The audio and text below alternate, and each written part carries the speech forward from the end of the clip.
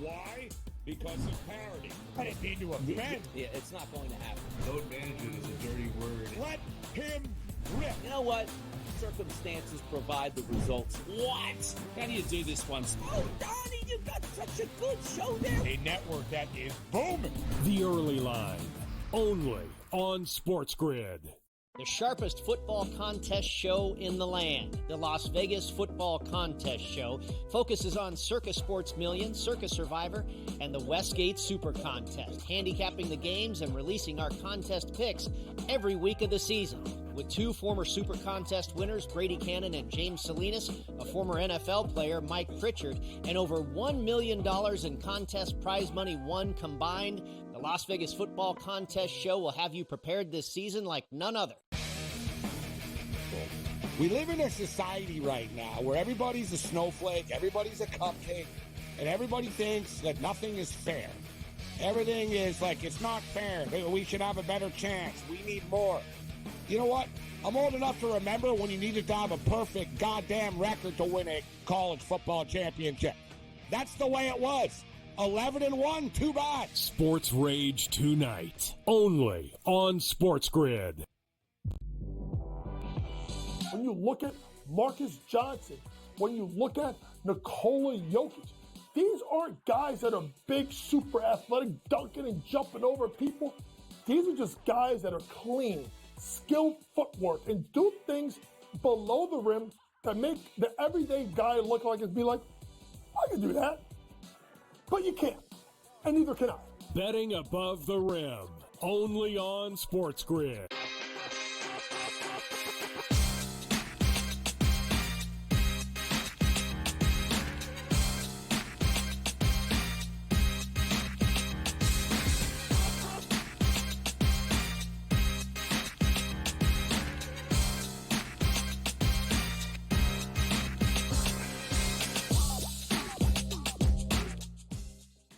And a very happy Friday to you. Welcome in Game Time Decisions here on the SportsGrid Network. I'm Joe Raineri, and are you ready for playoff college football? Because that is what we've got set. The stage will be Indiana as Notre Dame getting ready to take on all those Indiana Hoosiers, and we're not talking basketball here, folks. We are talking football, and that is the game that is going to kick off the very first 12-team college football playoff ever.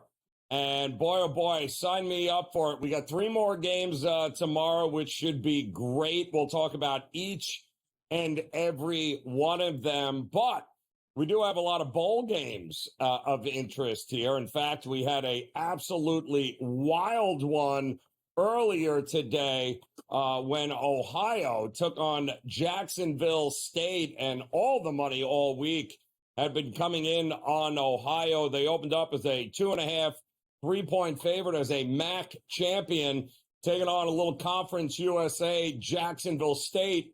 You may recall Rich Rod did a heck of a job with Jacksonville State, so much so they rehired him at West Virginia over the last couple of weeks. So they didn't have their coach, didn't have a number of their coaches, but they certainly gave the same kind of effort that Rich Rod had seen all year long. This was exactly, when I tell you exactly a snapshot of what college football bowl season is like.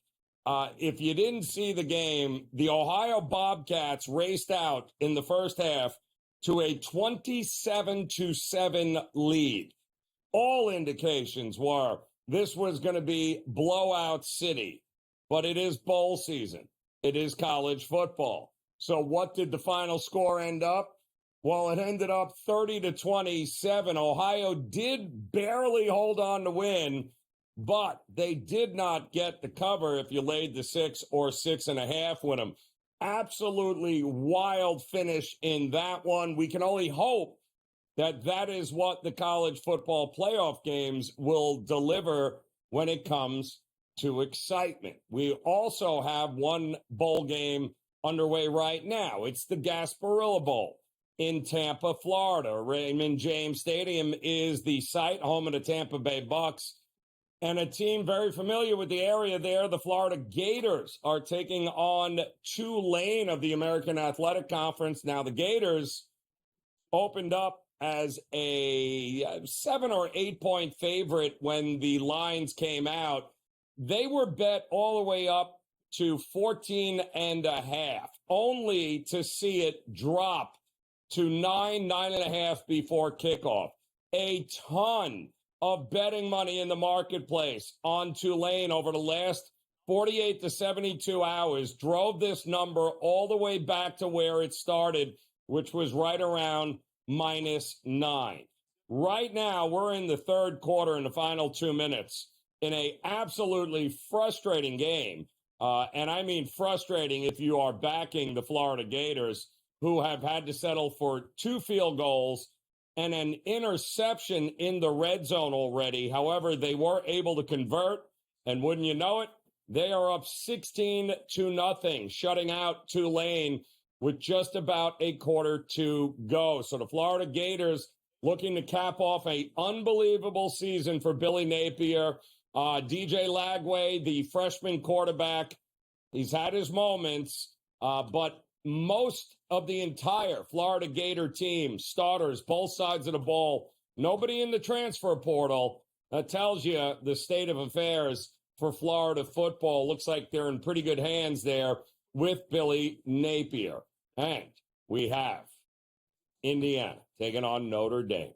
And we have finally found the public dog of the playoffs. It is definitely the Indiana Hoosiers. Why do we say that? Well, this was 7.5 when it opened up. Notre Dame was laying more than a touchdown. However, there has been a steady stream of Indiana money rolling into the marketplace, driving this down to under a touchdown. This is without a doubt a pros versus Joes split in the marketplace. And what I mean by that is that the professional bettors, the sharps, well, they're on Notre Dame here, but there is such an influx of Indiana money coming in here that they have gotten it to under a touchdown right now. I don't think it's going to close at 6.5.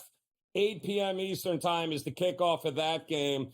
I suspect before we're done with this show here tonight that this line will get back to a touchdown or more. I can promise you Notre Dame money is sitting on the sidelines right now seeing what happens, but I got a pretty sneaking suspicion we're going to see a whole lot of Notre Dame backers hit the books and the window over the next 2 hours. What does it all mean? Well, it means Indiana's going to have to do something that they have not done this year.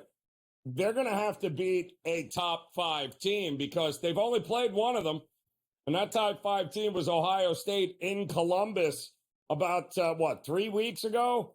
And that didn't work out all that well for Indiana in that spot. And not taking anything away from Coach Cignetti and the Indiana Hoosiers. But the reality is there are levels to this in college football.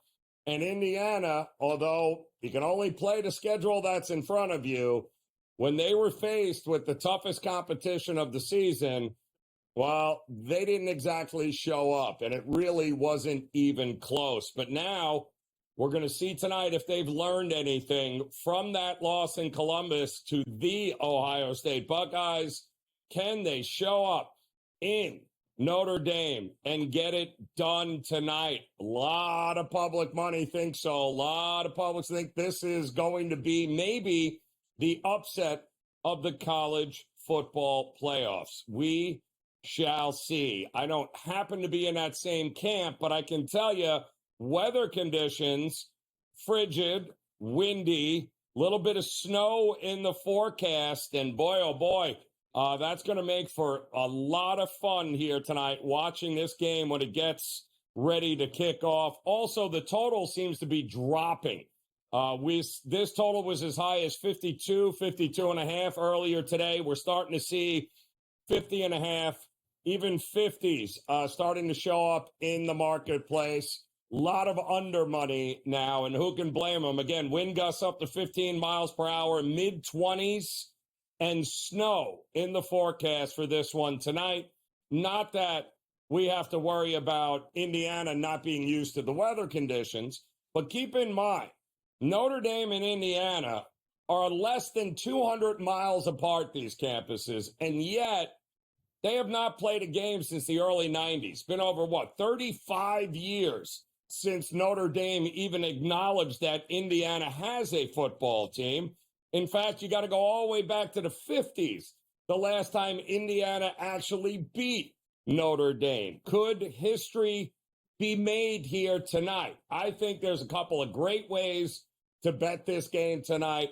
I'll tell you exactly how I did it coming up this hour. We also have only 3 NBA games tonight, but a marquee game to keep an eye on in Miami as the Heat taking on the Oklahoma City Thunder. We'll have much more on that when Game Time Decisions continues here on the Grid.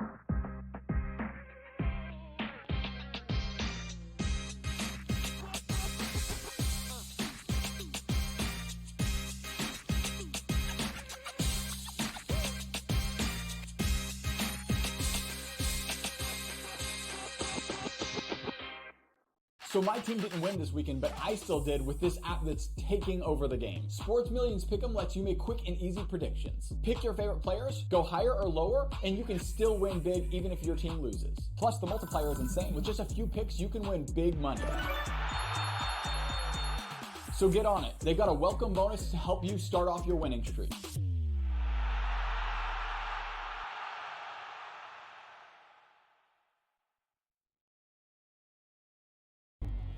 Two guys that can do it all. Too much electricity this morning. This is a good time. We're having a lot of fun. I had to do a triple take. Ka-ching! Why? Because of parity. I didn't mean to offend. Yeah, it's not going to happen. Load management is a dirty word. Let him rip. You know what? Circumstances provide the results. What? How do you do this one? Oh, Donnie, you got such a good show there. A network that is booming. The Early Line, only on SportsGrid. Your gut says Miami is going to win, and you should take the over. Your gut also said your NFT selfies would only go up in value. They didn't. But your head is on SportsGrid and knows the QB is in concussion protocol. The backup has a 45 QBR against the zone coverage. The New York D has the most sacks in the league. So yeah, trust your head. It's smarter to be on SportsGrid. The sharpest football contest show in the land, the Las Vegas Football Contest Show, focuses on Circa Sports Million, Circa Survivor, and the Westgate Super Contest, handicapping the games and releasing our contest picks every week of the season. With 2 former Super Contest winners, Brady Cannon and James Salinas, a former NFL player, Mike Pritchard, and over $1 million in contest prize money won combined, the Las Vegas Football Contest Show will have you prepared this season like none other. It's a new era in CFB to start off this year, put on full display. My take on this game is simple. I know some people will be upset about it. Good riddance to the Pac-12. Can you do it in terms of the week to week to week? I don't see a pathway for this team to miss the college football playoffs. We want to make sure you have those best bets in the entirety of our betting cards. That was thinking! But he had that program was really good there! Only on SportsGrid.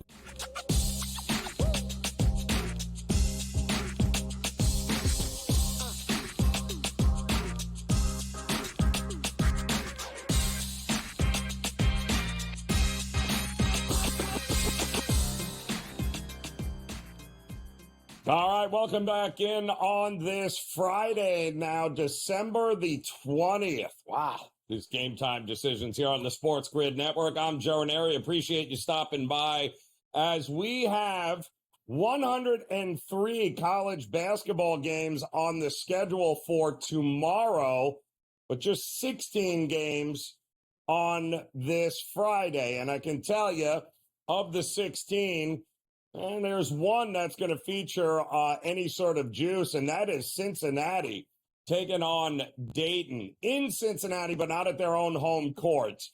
but certainly in their backyard here. A game in which Cincinnati lost embarrassingly to Dayton a year ago, and they'll have an opportunity here to be able to, well, right the ship here a little bit as the University of Cincinnati, cakewalk of a schedule so far this year, kind of needs this game. Dayton has by far played the tougher schedule, and they've played a really tough 2 games this week. It started off early in the week with a win against Marquette. Then they went right down to the wire against UNLV. They should have lost that game midweek around Wednesday, and now they've got to take on the Bearcats of Cincinnati in another road matchup. This has been not a great scheduling spot for the Dayton Flyers, and Cincinnati, they need to start racking up some wins against quality opponents. They have taken on the Cupcakes. You can only play the teams on the schedule, but when you do step up in competition in a revenge spot, I do think Cincinnati will show up here tonight, lay the 2.5. That's what I did. I think they get the job done. This is a big ask for this Dayton team. 3 games now in 5-6 days is a tough ask for the Dayton Flyers. Also, the Johnnies in Providence, that game coming up at 8 o'clock. And Rick Pitino getting ready to go back where it all started for his coaching career. In fact, Rick Pitino's first major head coaching job, head coach of Providence, back in 1987. Fun fact for you, in 1987, Rick Pitino took Providence to the Final Four. That is correct. And you know who his leading player was? His leading guard? Somebody by the name of Billy Donovan, former University of Florida head coach, now Chicago Bulls head coach. Yes, how it all comes full circle. They ended up losing that year because the Indiana Hoosiers were the ones who ended up winning the national championship that year. Syracuse was in the mix, so was Providence. But Rick Pitino back against where it all started back in 1987 tonight, taking on Providence. We mentioned 3 games in the NBA tonight. Well, 1 game involves the Charlotte Hornets. I believe they're still an NBA team as of right now. I'm not sure. We can double check. I'm not sure if they've got demoted to the G League or not. But the one thing we know for sure is the Charlotte Hornets will not have LaMelo Ball. Why? Some sort of stubbing of the toe, might have bruised his pinky. I'm not sure what it is, but that was a late scratch with LaMelo tonight as they get to take on the Philadelphia 76ers, who will not have Joel Embiid because, well, Joel Embiid has some sort of nostril issue or can't breathe. It's just, if it ain't one thing, it's another with the Philadelphia 76ers, and especially Joel Embiid. They won't have Embiid, but they're still laying 12.5 points in this game, total sitting at around 213. This game, if I would have had LaMelo Ball, would have been a much easier bet for me here. But with no LaMelo, we're going to have to rely on Tyrese Maxey for Philadelphia to do much of the scoring, which should not be an issue given the fact that the Charlotte Hornets, well, they don't play defense. They don't believe in it. We also have another very interesting line here tonight with the Milwaukee Bucks fresh off of their NBA Cup victory as they took down the Oklahoma City Thunder in Vegas a couple of nights ago. And, well, now they're going to head to Cleveland and take on the Cavs, who very much have been unbelievable to start the season here. The Cavs, who are sitting, I believe, with a league best record right now at 23-4. And boy, have they been good. We're looking at a 9-point spread here. Cleveland laying 9 tonight in this matchup. 221.5 is the total. Now, these two teams played first week in November. Kind of a 2-game swing there in 3 days.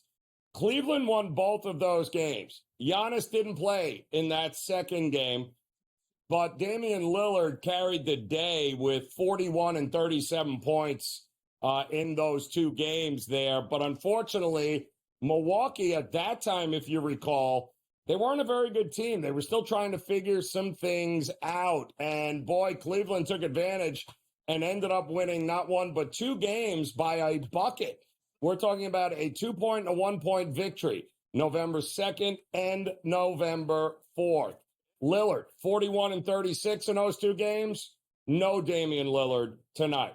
Giannis listed as questionable, but it does appear, at least here that I'm seeing, he will go in this one. It looks like Chris Middleton, who missed the NBA Cup Finals with a illness, it does appear that he might be ready to go in this game. Also, the Cavs are rested. They are ready to go here tonight, but boy, does that feel like a really big number to be laying against a Milwaukee Bucks team that is feeling it. And we mentioned Milwaukee beating OKC in the NBA Cup Finals. They beat OKC. OKC returned to action last night, had to go to Orlando, barely held on to take on a punchless Orlando Magic team. They did win, but now the second of a back-to-back here, got to take on the Miami Heat and Jimmy Butler, and boy, are they rested and ready to go here. Yeah, this could be a fun one here tonight. Certainly like the Heat, certainly like the over in that matchup here. Oh, did I mention we've got the champion Florida Panthers on the ice here tonight? We'll talk some NHL when Game Time Decisions continues here on the Grid.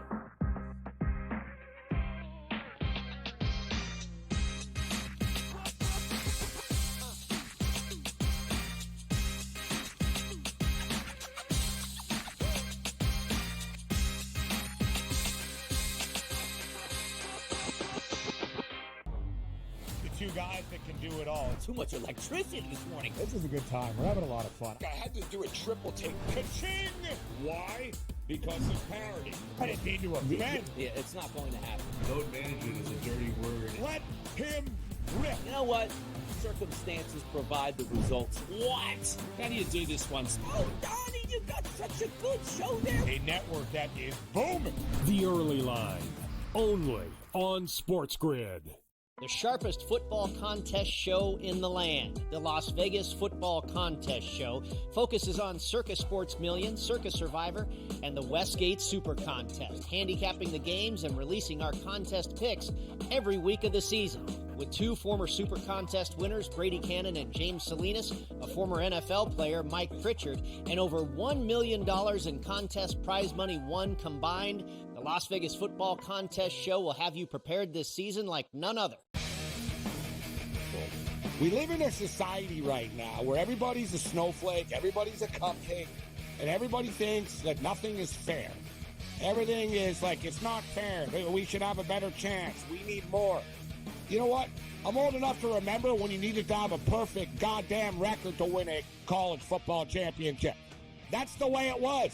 11-1, too bad. Sports Rage tonight, only on SportsGrid.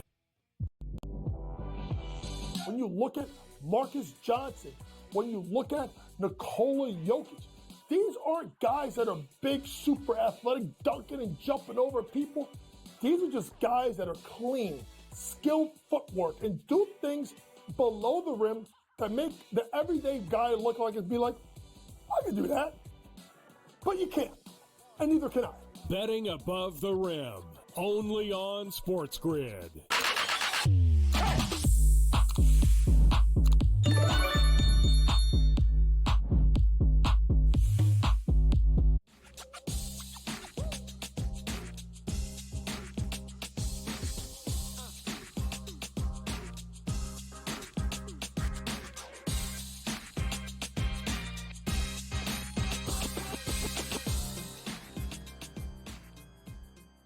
All right, welcome back in Game Time Decisions here on the SportsGrid Network. I'm Joe Raineri, and I hope you are ready for some playoff football, but not in the NFL.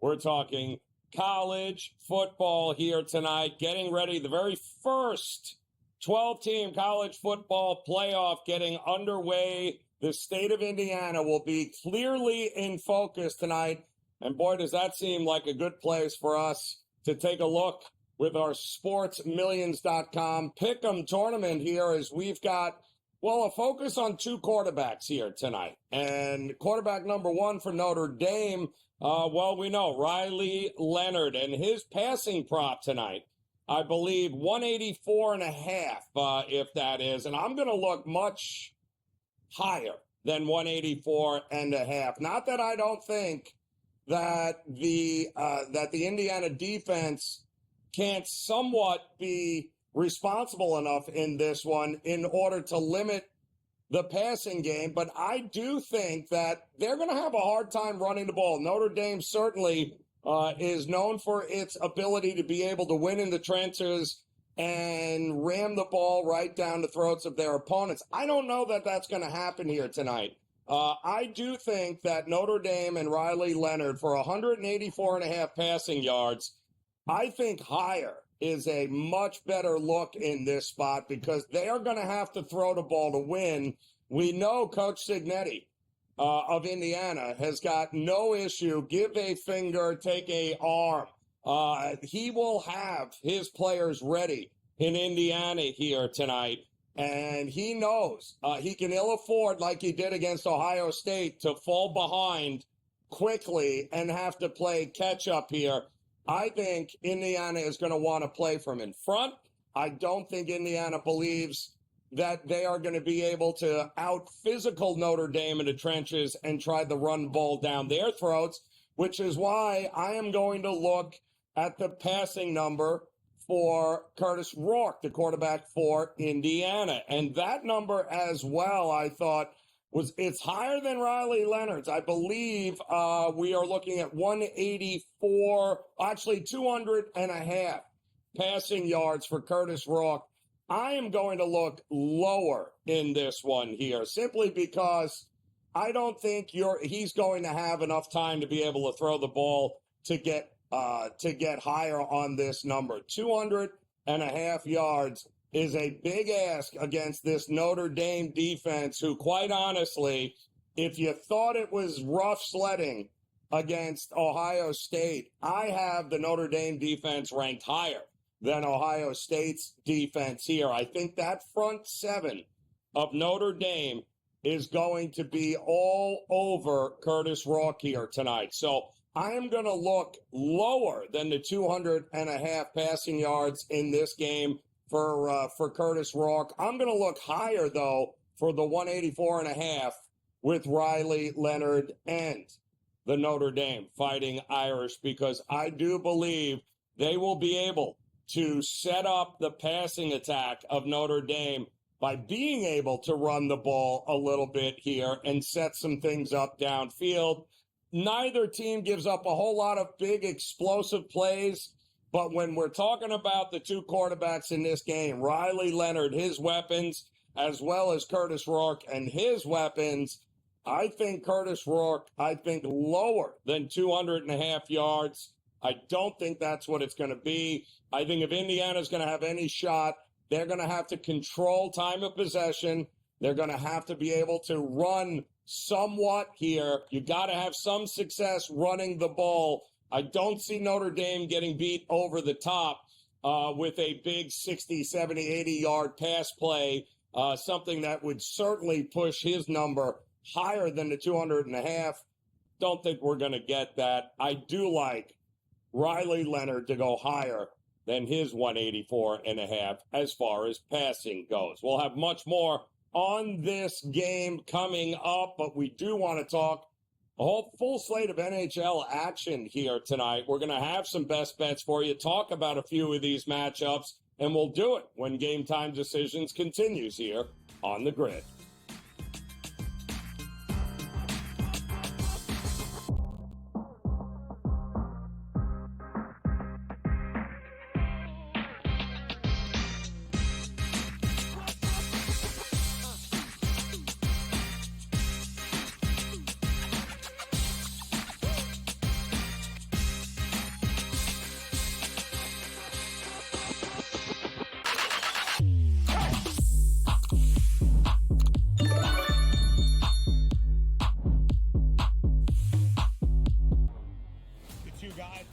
it all. Too much electricity this morning. This is a good time. We're having a lot of fun. I had to do a triple take. Ka-ching!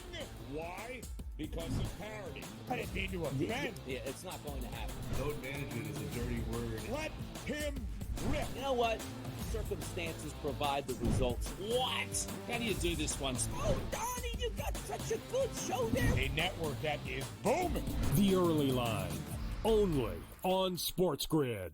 The sharpest football contest show in the land, the Las Vegas Football Contest Show, focuses on Circus Sports Million, Circus Survivor, and the Westgate Super Contest, handicapping the games and releasing our contest picks every week of the season. With two former Super Contest winners, Brady Cannon and James Salinas, a former NFL player, Mike Pritchard, and over $1 million in contest prize money won combined, the Las Vegas Football Contest Show will have you prepared this season like none other. We live in a society right now where everybody's a snowflake, everybody's a cupcake, and everybody thinks that nothing is fair. Everything is like, it's not fair. We should have a better chance. We need more. You know what? I'm old enough to remember when you needed to have a perfect goddamn record to win a college football championship. That's the way it was. 11-1, too bad. Sports Rage tonight, only on SportsGrid. When you look at Marcus Johnson, when you look at Nikola Jokic, these aren't guys that are big, super athletic, dunking and jumping over people. These are just guys that are clean, skilled footwork, and do things below the rim that make the everyday guy look like it'd be like, I can do that. But you can't, and neither can I. Betting above the rim, only on SportsGrid.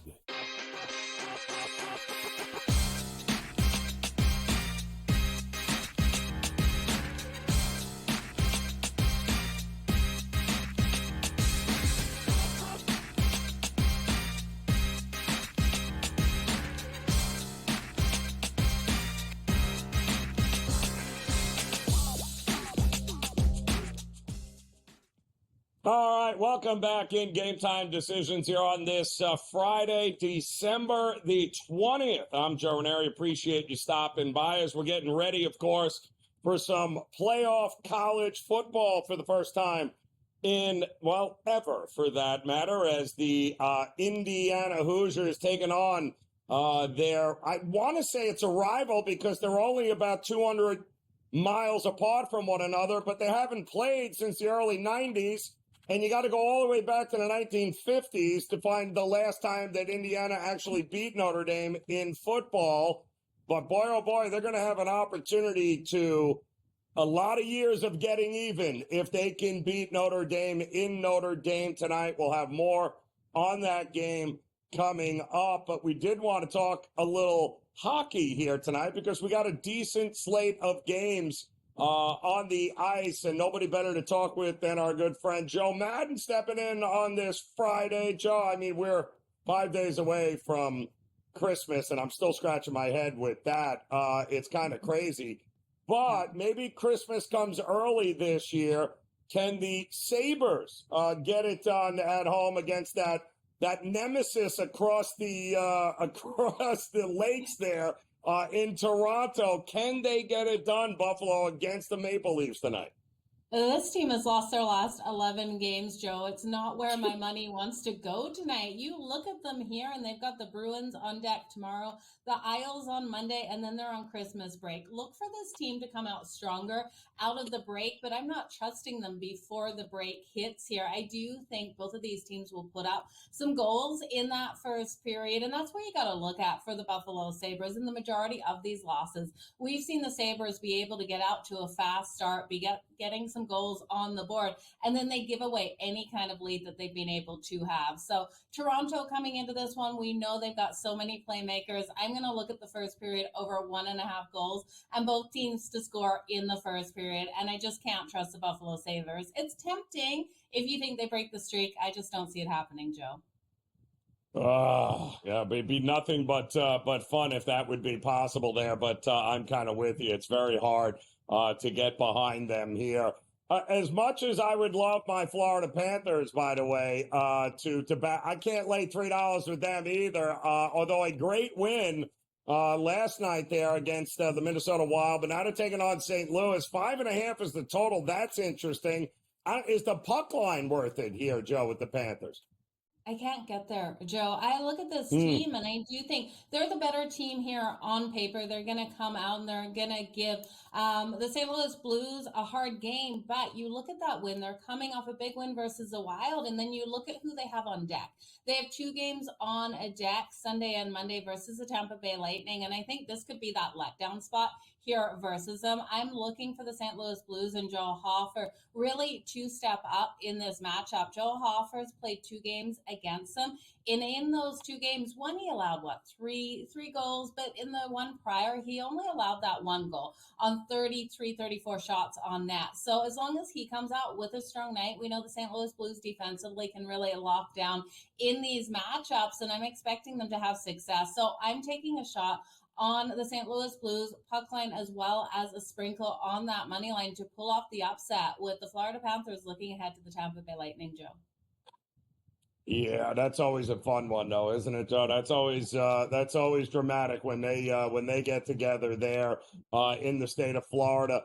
What about Detroit tonight? At home taking on the Canadians here. That puck dropping at the top of the hour. I'm seeing 6.5 as well here. Detroit clawing their way, trying to get back to 500 here. What do you think we get tonight? We have a great original 6 matchup between these two, and I do think we get some fireworks. Both of these teams are able to light the lamp, and we know we're not able to trust really the goaltending here, but I'm expecting Montreal with that plus money to be able to get the win in a back and forth sort of battle out here between the Red Wings. Now they will play tomorrow again in Montreal, and I think the Red Wings will be able to answer back there, but I think Montreal kind of sits on this one and gets that lead and tries to defend it. Sam Montague expected in goal. It should be a really interesting matchup between these two. And the Red Wings have held the better record versus Montreal, but I've got a feeling they roll in tonight. We're getting great plus money. And the Red Wings aren't a team. They're 7-7-2 at home this season. And I know Montreal's road record isn't great, Joe. It's only 3-9-1, but I'm feeling the upset tonight. Ooh, you're calling it, Joe. I kind of like where you're heading there. What are we getting with this Washington team here tonight? Are you feeling a possible upset against Carolina in this one? Absolutely. You're looking at this line, and the Washington Capitals are so phenomenally strong, 9-4-2 at home. Charlie Lindgren expected in goal, and we look at Carolina, and we look at their inconsistencies as of late. This is a team that's gone out on the road for their last 4 and taken those losses, and I just think in this matchup here, the Washington Capitals are so strong. Tom Wilson, Dylan Strome, they've been huge playmakers for them, and I know Ovi's still not in the lineup, but Ovi's going to be back in a couple of weeks here, and we're looking at a team that's playing such solid hockey, and we're getting plus money on them at home, Joe. It's the way I have to go. The Carolina Hurricanes, phenomenally strong at home. Their road record isn't as great. Losing their last 4, I just can't get behind them here.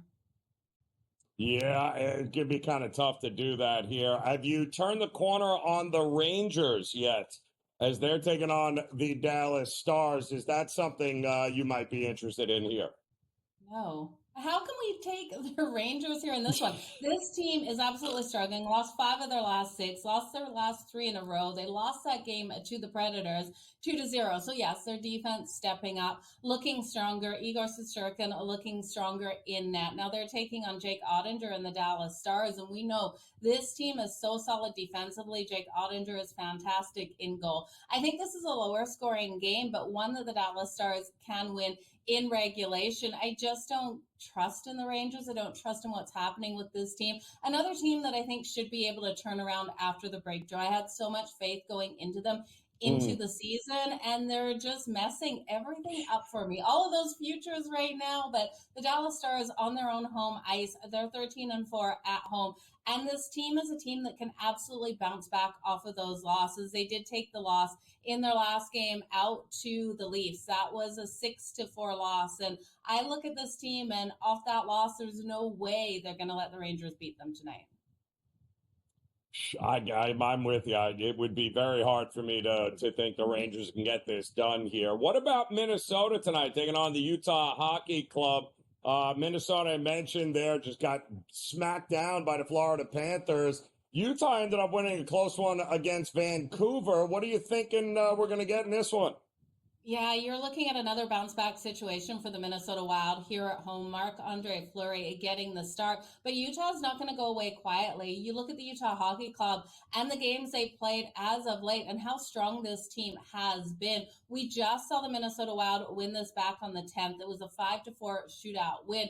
I think Utah pushes them again to the overtime situation. So I'm going to take this one to go to overtime here. You look at Utah, and they've won their last three. They're off that overtime home win versus Vancouver on Wednesday. This team is playing great hockey right now, but the Minnesota Wild with Kaprizov, I just can't look any other way but them ultimately getting the win at the end of the day. The problem here is, Joe, I don't want to lay minus 120, minus 130 on the Wild, and I don't want to take the puck line here for Utah at the value. So this will be a live betting situation for the side here.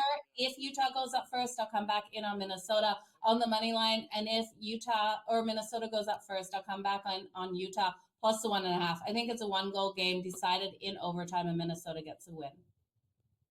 So what do we do with Colorado, who needed a 3-goal rally in the third period to win 4-2 last night against San Jose? Are we backing them against Anaheim? Heck no. We are going to take the Ducks straight up to pull off the upset. You look at the Colorado Avalanche, second night of a back-to-back. They've lost their last 4 in this situation. The Ducks are quacking. Look for Troy Terry and Leo Carlson to come out nice and strong and for the Ducks to get the win, Joe. Joe Madden, plenty of ice tonight. We appreciate it as always. Game Time Decisions continues here on the grid.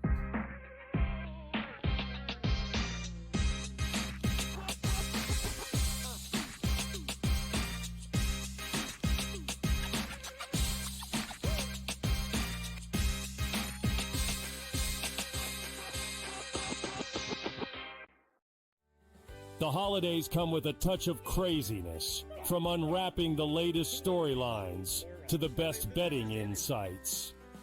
We've got everything you need to crank up the excitement this season. We can't promise there won't be a little yelling. Played a decent schedule. They had maybe 500. It just ruined my day. But we can guarantee a whole lot of fun. Merry Christmas from all of us at SportsGrid. I mean, this is week 16, and you're throwing this guy in the fire. I know the Giants suck, Scotty, but you got that backdrop. Just give it to Bijan 50 times if Penix isn't looking too well. And I also think Penn State has an easy track. And I think, to be honest with you, Indiana, people are all going to say they should have never been there. And listen, I just wanted to say one last time before that happens that you can all kiss my ass. Pharrell Coast to Coast, only on SportsGrid. And you're not riding with Josh Allen. Yeah. Where have you gone? Don't tell me it's your Philadelphia Eagles, Donnie. Who's the team for you? You see that Vince Lombardi trophy that sits back here? That's a replica. And that's something that the Philadelphia Eagles have won as recent as 2017. The Buffalo Bills are notorious for making it to the Super Bowl and coming up lame, which they might be able to do. But my question is, can the Buffalo Bills even get to the Super Bowl? The early line, only on SportsGrid. Right here with you on Pro Football Today on SportsGrid. Odds in motion, trying to see what lines have moved throughout the week. Never felt more comfortable in this set than I do for this year. I'm ready. I'm just getting angry. The hot takes are going to be here all people. Don't want them to go 13-0 and then lose the first round of the playoffs. Red. This is their last shot. They don't really have anywhere else to go yet. Hot take. By the time I hit, I guess what, Route 33 up here, that ticket's cashing. Only on SportsGrid.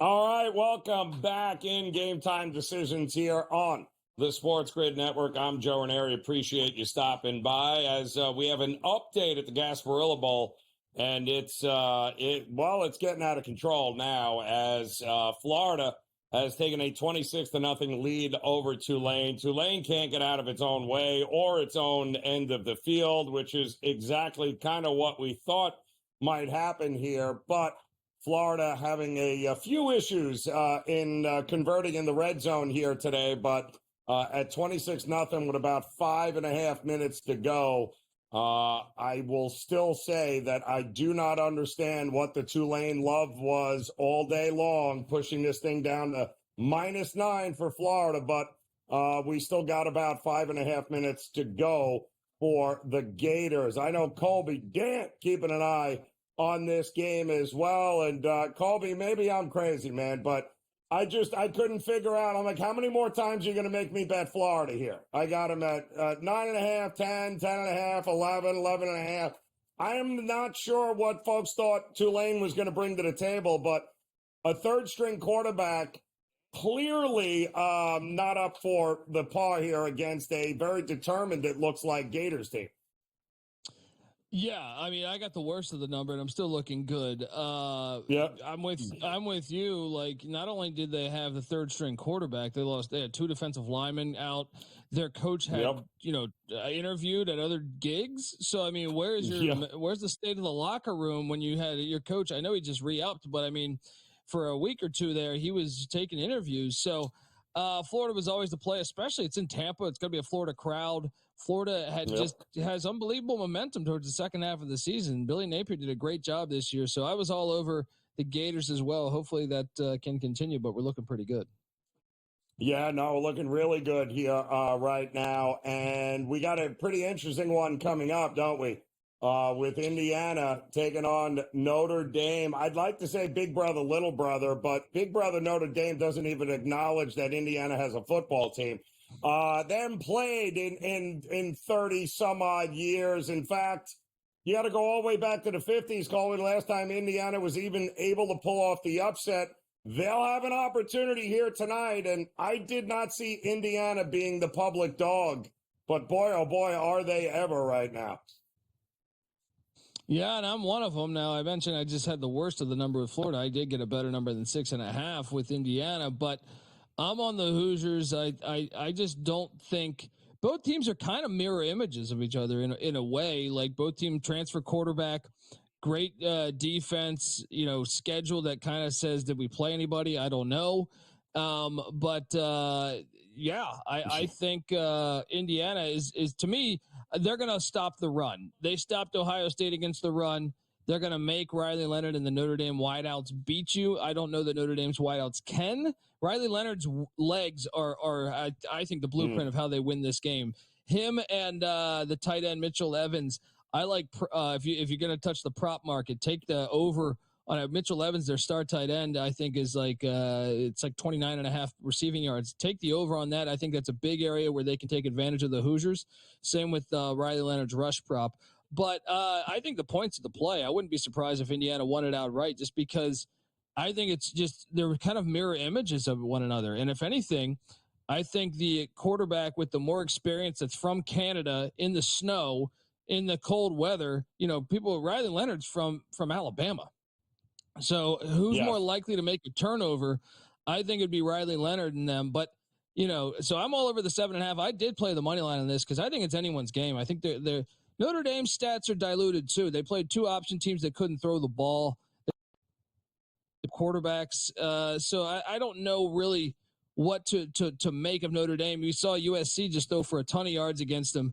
I think if anything, with those wideouts that Indiana has, the kid from JMU that came over, I think is the best receiver on the field today. So I think Indiana can cover this and stay within that number. I don't know what Florida's doing, but they literally rolled out a Mack truck as a running back. The kid he don't even fit into his shirt. I think he's 400, 500 pounds right now. On 3rd and short, they're handing the ball off to everyone. Lagway's not even in there. This is where we're at. Desmond Watson, 6'5", 449. He's a senior from Plant City. And he is the running back for the Florida Gators right now. He is just he's lost his helmet. He is just taking 2-3 dudes out at a time here. It's outstanding stuff here. Welcome to bowl season. What about the early one tomorrow? I've been asking people, you tell me, is Happy Valley a big home field advantage at 12 o'clock as opposed to maybe what the whiteout would have been at 8 o'clock. I don't know. I don't know what to make of Penn State and any home field advantage they might have against SMU. Well, another thing too is, kids aren't in class; they're home, Yeah. and if State College is one of those places. In a way, it's kind of like Laramie or something, where you're out in the middle of nowhere. So, I do think it's going to be questionable. I know the ticket prices have came down because they have been able to. There's not that many with class not in session or school not in session. You don't have that many human beings that actually live there. So, that's going to be fascinating to see. I took SMU in the points. I don't know that they're capable of winning it, but I just think the quarterback play, SMU might have the best quarterback in the playoffs when you really think about it, like him or Dylan Gabriel. But Dylan Gabriel just beat Penn State, and I think a lot of it had to do with his mobility. So I took SMU with the mobile quarterback to stay within that number. I kind of like the over here, and that's another one. Going back to the Irish game, I love the under in that game.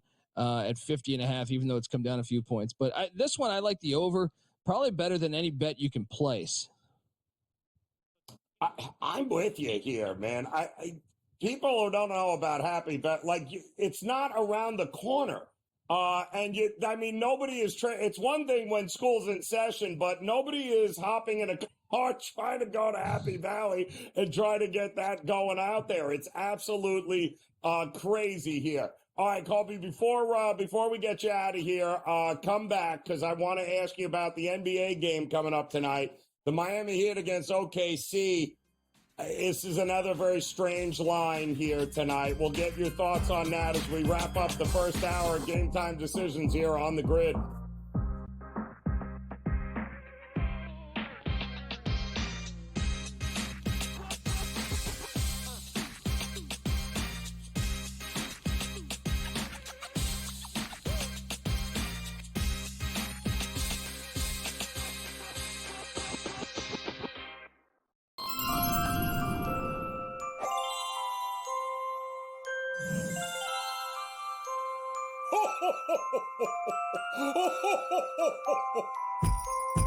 On, Donner, and Blitzen. Now, Rudolph, now.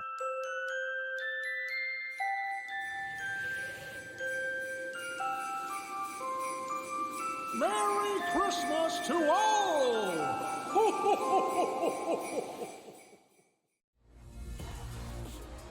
How do you find some of this great talent that you've brought in, who are still early in their career, might not have a ton of tape on them yet? I've been around this business, man, for almost 20 years. So a lot of these guys will tell you that I popped into a lot of gyms, sparred, or just worked on the side, or, kind of worked out, just watching.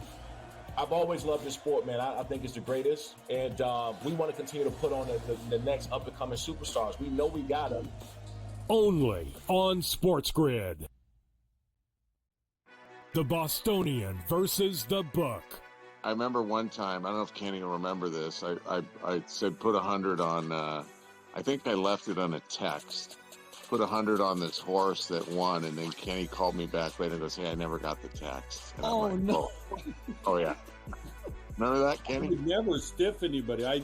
He texted me as they're loading into the gate, maybe, like it's too late.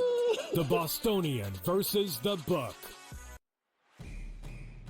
It's a new era in CFB to start off this year, put on full display. My take on this game is simple. I know some people will be upset about it. Good riddance to the Pac-12. Can you do it in terms of the week to week to week?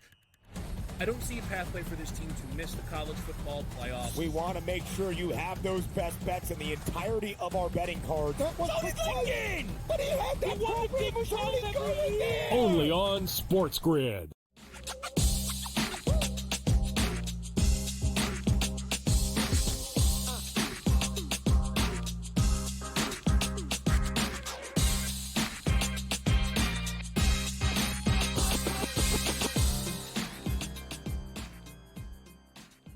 All right, welcome back in Game Time Decisions here on the SportsGrid Network. Joe Raineri joined again by our good friend Colby Dant. Looks like the Gators will move on as another win on the season. Things looking up for the future of the Gators here. They'll finish 8-5 as it looks like they're also going to get a shutout here of Tulane. They're up 26-0, but they're in the red zone again with 2 minutes to go in that one. NBA action, Colby, let me ask you here tonight. 2 games. Nobody cares about the Sixers and Charlotte. Let's be realistic. But I don't understand the Bucks line -9 for Cleveland. I get it. You know, they just won the NBA Cup, but no Damian Lillard. But when they weren't any good back in November, they barely beat them by, I think, 2 points and 1 point in one of those back-to-back games. 9 points, really?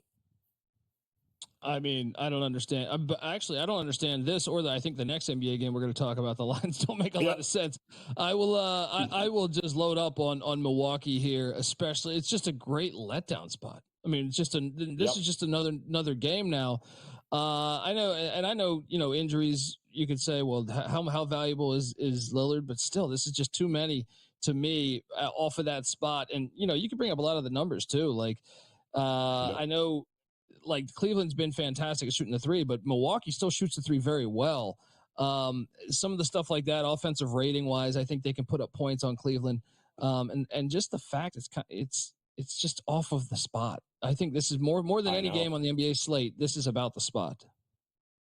The Heat, well, not any more ridiculous spot for the Thunder, who were in that losing final to the Bucks, then had to go to Orlando last night, and they almost lost the game because they ran out of steam. Now they got to play Miami in the second of a back-to-back, third and 4 nights? This is, but I don't understand why the number is what it is here. What are we looking at in this one?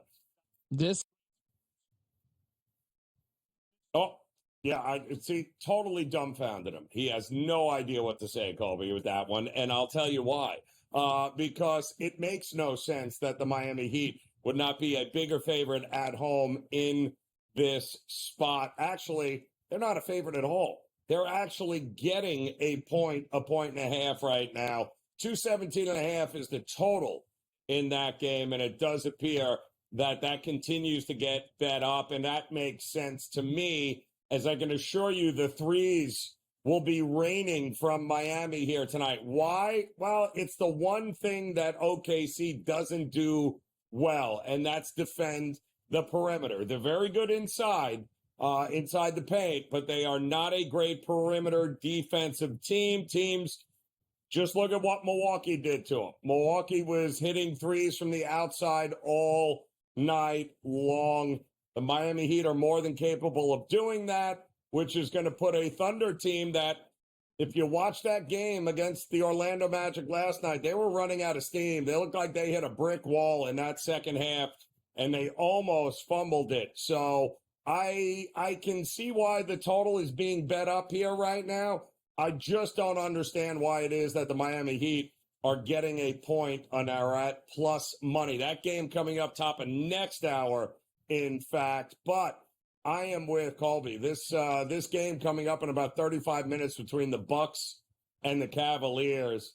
I'll take a stab, and I know there's no Lillard, but I'll still take a stab here. +9 with the Milwaukee Bucks, who are playing the best basketball of the season. And don't forget, a lot of people faded OKC last night, thinking the spot, it's a letdown. Well, they won that game last night, in fact, by 6, even though they almost ran out of steam.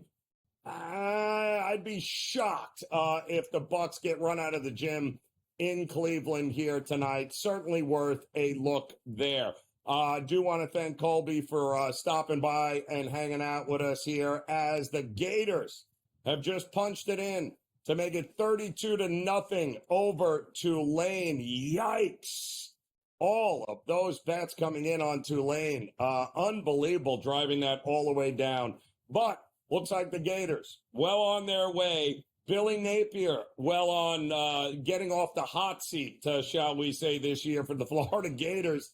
This was a guy everyone wanted fired about a month into the season. I don't think anybody wants him gone now. You know who definitely doesn't want him gone?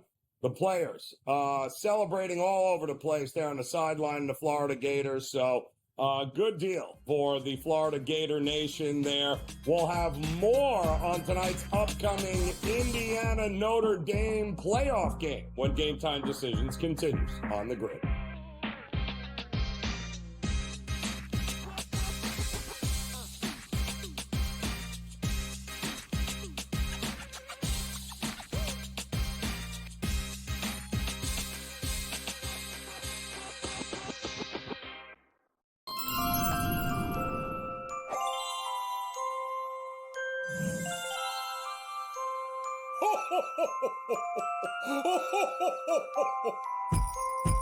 On, Donner, and Blitzen. Now, Rudolph, now!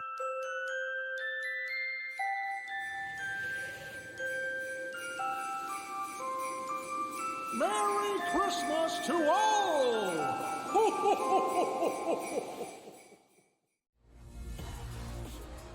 How do you find some of this great talent that you've brought in, who are still early in their career, might not have a ton of tape on them yet? I've been around this business, man, for almost 20 years. So a lot of these guys will tell you that I popped into a lot of gyms, sparred, or just worked on the side, or kind of worked out, just watching. I've always loved this sport, man. I think it's the greatest, and we want to continue to put on the next up-and-coming superstars. We know we got them. Only on SportsGrid. The Bostonian versus the Book. I remember one time, I don't know if Kenny will remember this, I said put 100 on, I think I left it on a text. Put 100 on this horse that won, and then Kenny called me back later and goes, hey, I never got the text. And Oh, no. Oh, yeah. Remember that, Kenny? I would never stiff anybody. When he texted me as they're loading into the gate, maybe, like, it's too late. The Bostonian versus the Book. It's a new era in CFB to start off this year, put on full display. My take on this game is simple. I know some people will be upset about it. Good riddance to the Pac-12. Can you do it in terms of the week to week to week? I don't see a pathway for this team to miss the college football playoffs. We want to make sure you have those best bets in the entirety of our betting cards. That was again! But he had that program was really good there! Only on SportsGrid.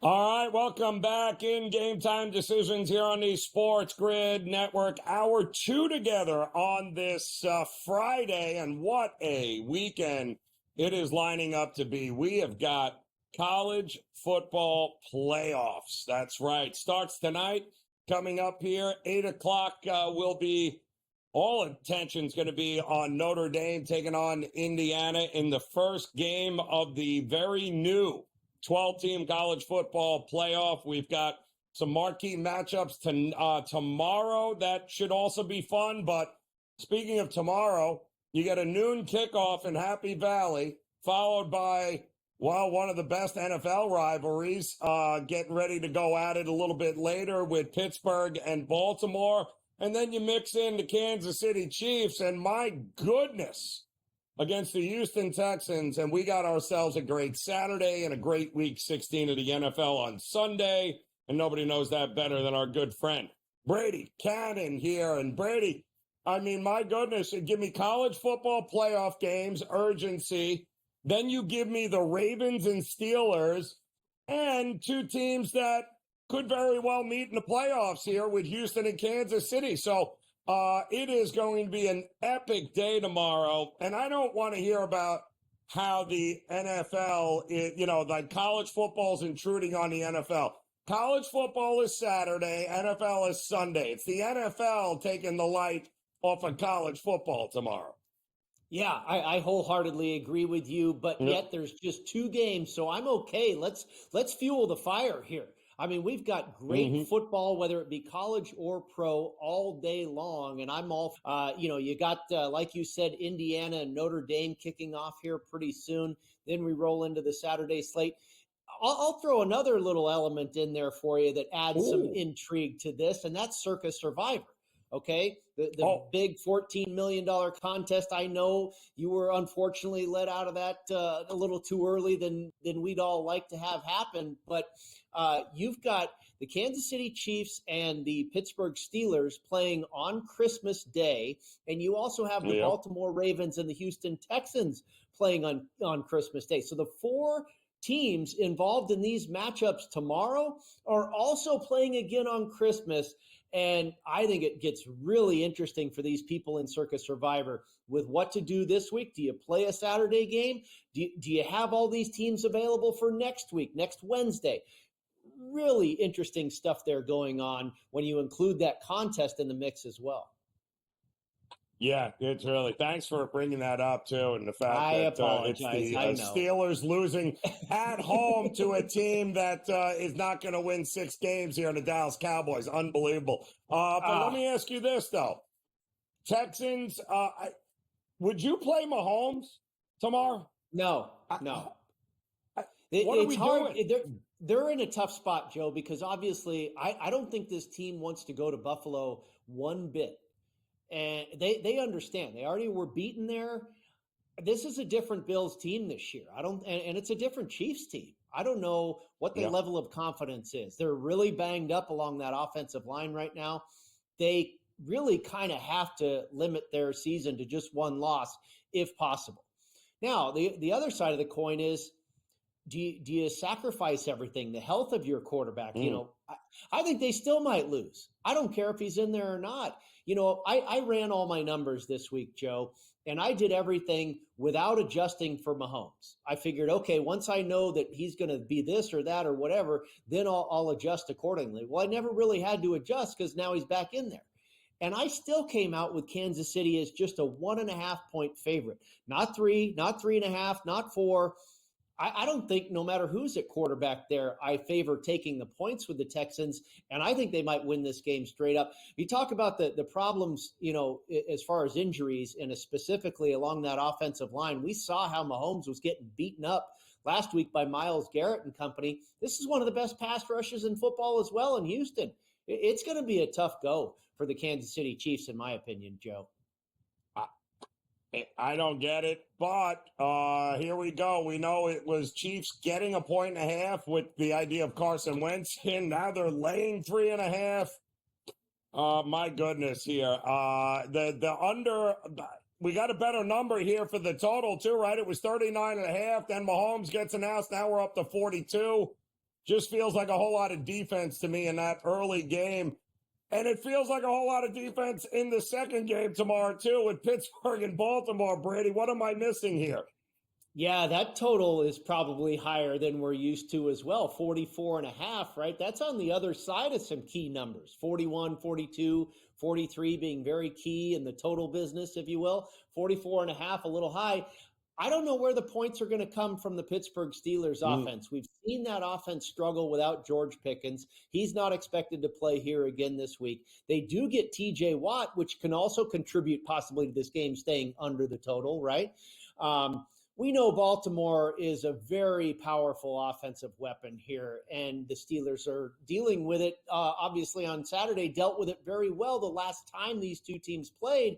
Pittsburgh won that game without a single touchdown, all field goals from Chris Boswell in that first matchup. I tell you, looking at the market here and listening to the pulse going on around town, around, sports betting circles this week, Joe, it looks like the sharp money is on the Ravens, and the Steelers are a little bit of a public dog here, but I don't know if that's the end all be all. The Sharps haven't been killing it exactly this year. The public's been getting pretty healthy. I think it's hard to go against the Steelers here with this number. This game has traditionally always been decided by less than a touchdown. And on top of that, typically by 3 points. The underdog always gets home. But we have seen this game. It has even moved to 7 at, a very sharp store, Circus Sports here in town. So I think this is a stay away for me, Joe. I think both of these games, if I had to bet either of these games, I think I would probably take the Ravens and the Texans. But I can make a case for so many different angles here.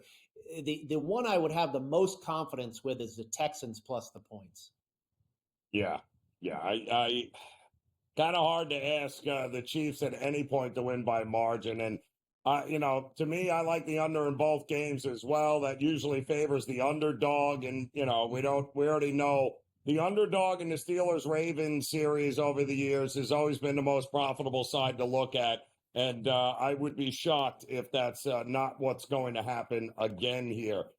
Week 16, it's interesting. Usually this time of year, Brady, the uglier the dog, the more profitable it is. Yeah.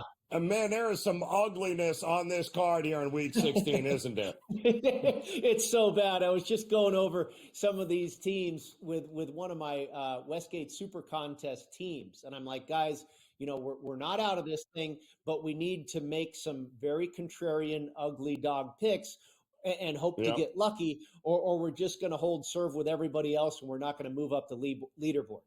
These are all the ugly teams I pointed out, or the unpopular side. The Bears, do you want any part of the Bears at home? The Browns, and in the contest, you're getting an awful number. DTR at quarterback. The Titans, they look like they're good with the points every week, but they never come through. The Commanders, I like the Commanders. This is a good team that I think can hang with Philadelphia.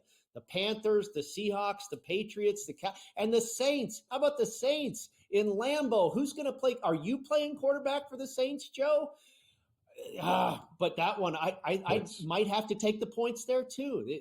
There's a lot of ugly sides. You're exactly right. Listen, I might force myself to do something I've never said I'd do again, and that's bet the Jets. Brady Cannon, appreciate it as always here, my man. Game Time Decisions continues.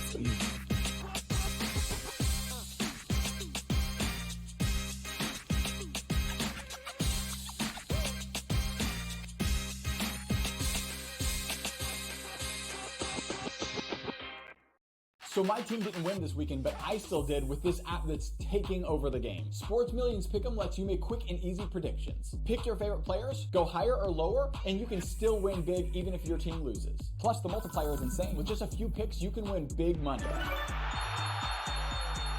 So get on it. They've got a welcome bonus to help you start off your winning streak.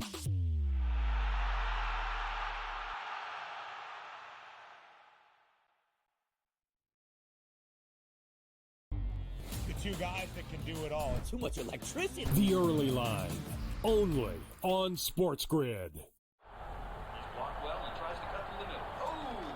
Your gut says Miami is going to win, and you should take the over. Your gut also said your NFT selfies would only go up in value. They didn't. But your head is on SportsGrid and knows the QB is in concussion protocol. The backup has a 45 QBR listed zone coverage. The New York D has the most sacks in the league. So yeah, trust your head. It's smarter to be on SportsGrid.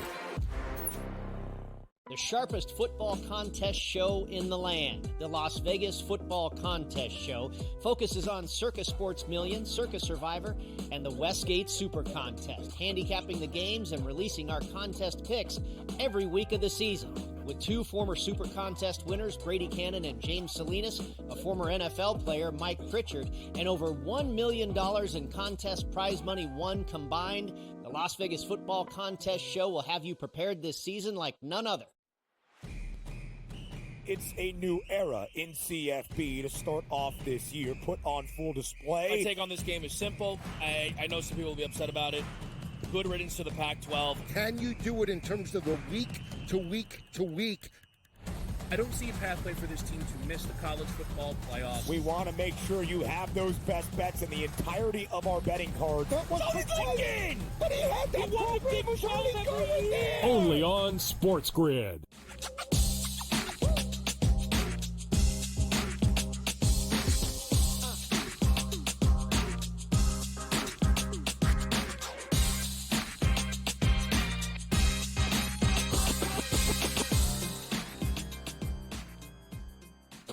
All right, welcome back in Game Time Decisions here on the SportsGrid Network as we get ready for Notre Dame and Indiana, the first college football playoff game of this new era, this 12-team era, trying to crown a national champion.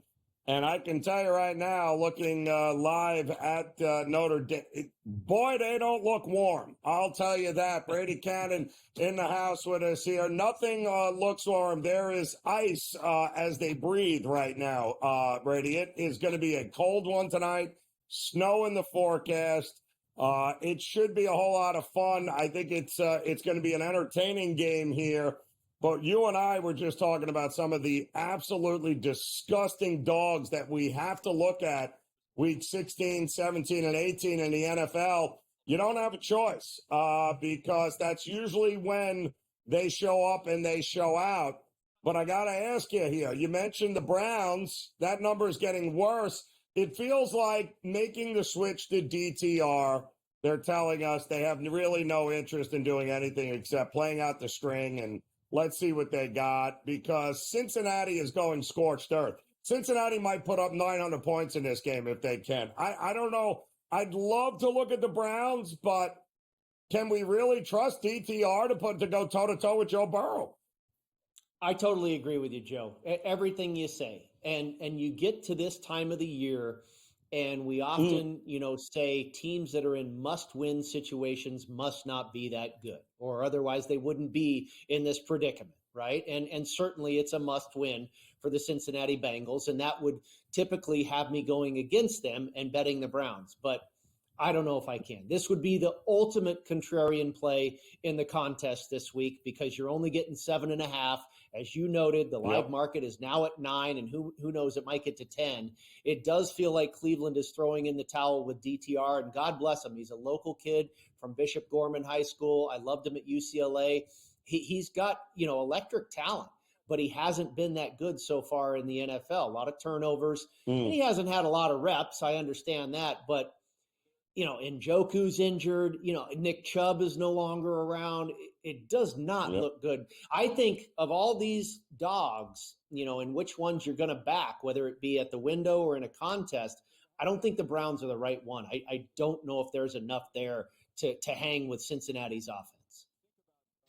It's going to be ugly. There's no other way to put it there. However, there are some intriguing games also this who weekend? None of them are intriguing. They're all disgusting. But the worst Falcons weeks game we've seen, I think. There's very few good games. But, there's what? How many? Two on Sunday and 2 on Saturday? The rest, the schedule's this is a low point here, I think. I mean, from a gambling standpoint, from a betting standpoint, we're still finding our edges. But, boy, entertainment-wise, it's some pretty lousy matchups.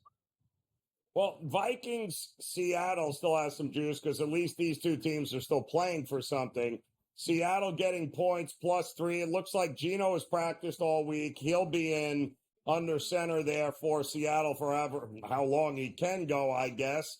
I'm not exactly running to the window to lay points with Sam Darnold and Minnesota as well here on the road. So, another one of these games, even though it's probably going to be competitive, I still got a field goal home dog here, though, with the 12th man. I don't know what to do there, Brady. Yeah, that number seems strangely low, doesn't it? I mean, you would think Minnesota was a 6-point favorite or something like that. And I think, we should use our spidey sense here and see what the odds maker is trying to tell us. And if you look at Minnesota, it's not a great situation. Couple things that I have noticed here. First of all, this is their first game away from home in 4 weeks. They played 3 in a row in the comfort of that dome in Minnesota. Now they're going to go out on the road into a hostile environment. We know it's tough to play in Seattle. And on top of that, it's going to be raining. Imagine that. Shocking. It's going to be raining in Seattle. But I don't think that plays into Minnesota's game. And obviously it plays into how the Seattle Seahawks want to run things. And again, them going out of the comfort of being in a dome to the elements and in bad conditions, I think that kind of piles on the fact that this is their first road game in a while, and they have to play it in lousy weather. And the Seahawks are getting healthy. Yeah, Geno is now listed as probable. I think he'll be fine. You're getting a lot of guys in that secondary that are coming back healthy. And I think maybe most importantly, you're getting Kenneth Walker back. with this weather and these conditions, Seattle is going to have to lean on the running game, and how better to do it than leaning on Kenneth Walker. This guy is very, very good, and I think that's where Geno will be going most of the day. The other thing, Joe, in that NFC North division, in the NFC really, the two teams that we've been hearing all the buzz about all week are the Vikings and the Eagles. These are the new teams. Yep. The Eagles are going to the Super Bowl, and the Vikings might win the division. Something happened to the Lions that I'm not aware of. I know they've got a lot of injuries, but I'm not ready to kick that team to the curb at all just yet. And the Eagles and the Vikings are kind of getting a little fat and happy if they're reading the press about themselves right now. I think it's a good spot for Seattle. I mentioned the Commanders earlier. Maybe a little two-team parlay with the Commanders and the Seahawks. The Seahawks and the Commanders on a two-team underdog parlay to win outright. Maybe so. Yeah, not a bad look, because some of these games are, I can't lay points with Indy either. And that's an interesting predicament there. And the Bills have the Patriots twice in the next 3 weeks, sandwiched between, what do they got, the Jets somewhere in there or something along those lines? So any hiccup by Kansas City, who's got, I believe, Pittsburgh, you had mentioned coming up. They got Houston, obviously, tomorrow. But then Pittsburgh, and they end in Denver. And Denver's going to need to win in order to be able to get into the playoffs, and there's no guarantee. It might come down to that game. If the Bills get the number 1 seed here? I think they will. I think Kansas City's going to slip. I don't know if Buffalo's going to put up all these points that they've been doing. I think New England can stay within the number. And the other one you mentioned there, the Colts and the Titans, that's a must-win team that I'm going to bet against in Indianapolis. Good point. Brady, appreciate it.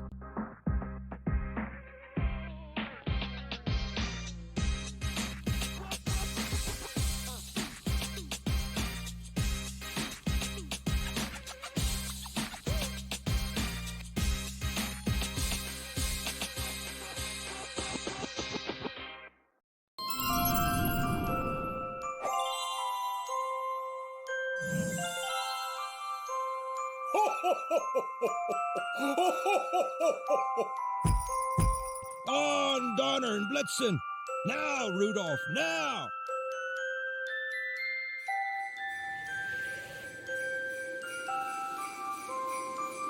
Merry Christmas to all!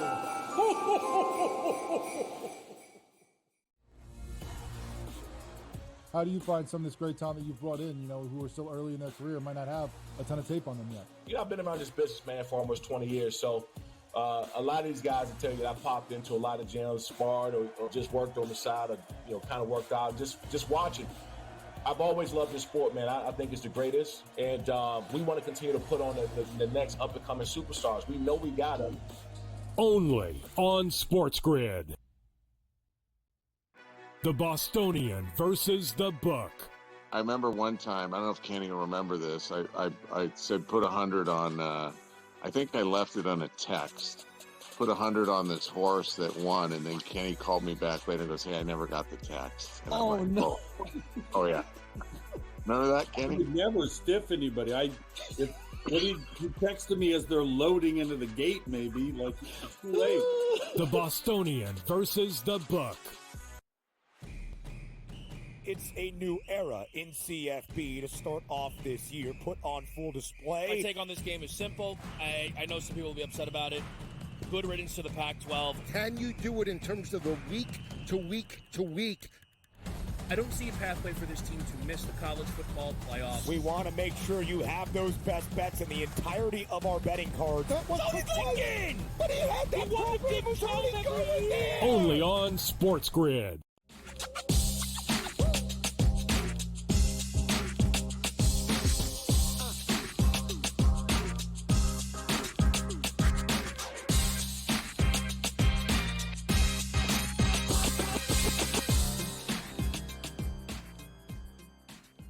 All right, welcome back in Game Time Decisions here on the Sports Grid Network. I'm Joe Raineri, and we are getting ready for college football playoff games. That's right. First one tonight, and it looks cold at Notre Dame. The state of Indiana will be the focus here as the Hoosiers, boy, they're getting an awful lot of love in the marketplace, though, as this was a 7.5-point Notre Dame favorite spot, only to be bet down to about 6.5 now as the money keeps rolling in on the Indiana Hoosiers. Very, very public dog here, and not one that I thought we would get, because when it comes to public money, no team in the country gets more public money than Notre Dame. And so I find it fascinating that the public will have flipped the narrative here and actually looking to bet Indiana. And they are getting a ton of love here. I still think Notre Dame money is getting ready to come in. I would not be shocked if this closes 7 or 7.5. Once again, which obviously 7 being a key number in the game of football. I would be shocked if that Notre Dame money doesn't start rolling in rather quickly here over the next 30 minutes as they get ready to kick off and start the college football playoffs for the first time with a 12-team schedule here. 4 teams of having bye weeks. Oregon, of course, Arizona State, Georgia, Boise State, all awaiting to see who it is they're going to be playing. The winner of this game tonight gets to face Georgia. That should be a very interesting contest, especially since Carson Beck, the starting quarterback for Georgia, has already been ruled out for the next game as well as the rest of the college football playoffs. So it is a backup quarterback that Georgia is going to have to make a run with here. So I'm going to be real interested to see what this line is tonight if Notre Dame is to win it. I would make that line a pick'em. I think with a backup quarterback, Notre Dame wins this game and they cover this game tonight. I think we're looking at a coin flip game between Georgia and Notre Dame. I think Georgia will be not as big a favorite, but I would say 4.5 point favorite over Indiana if they were somehow able to pull off the upset here. Tomorrow, Penn State hovering around an 8.5 point favorite over SMU. 53.5 is the total there. We have already talked about how this isn't nearly as good a home field advantage as it would have been if they had this game, in November. School is out. This is not, Happy Valley is not an easy place to get to. Tickets right now, $28, $30. Does that seem like a must-have event that people are swarming to?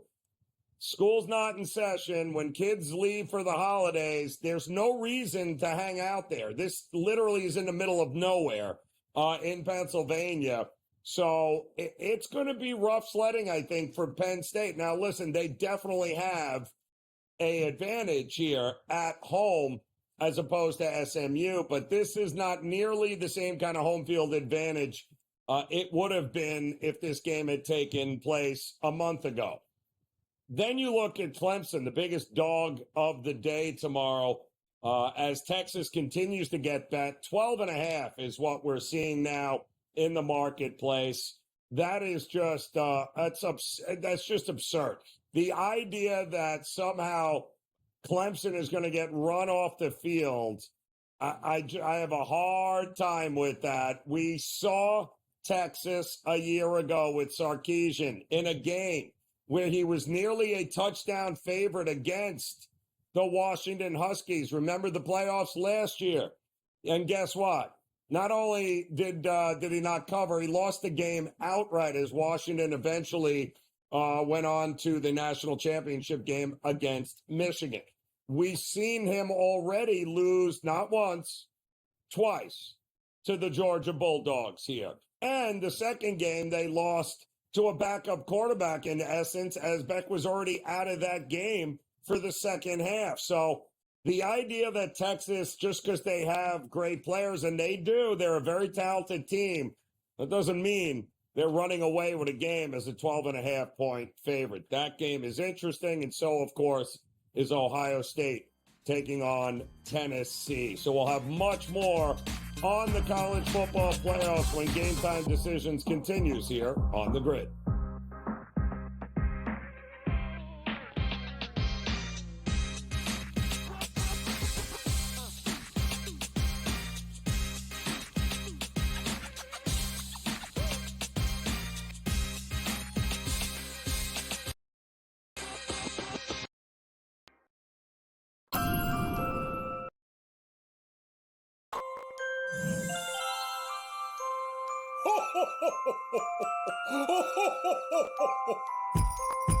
On, Donner, and Blitzen. Now, Rudolph, now.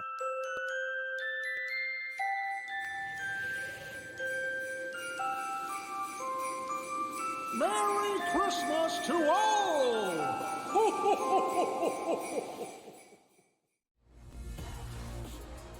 How do you find some of this great talent that you've brought in, who are still early in their career, might not have a ton of tape on them yet? I've been around this business, man, for almost 20 years. So a lot of these guys will tell you that I popped into a lot of gyms, sparred or just worked on the side or, kind of worked out, just watching.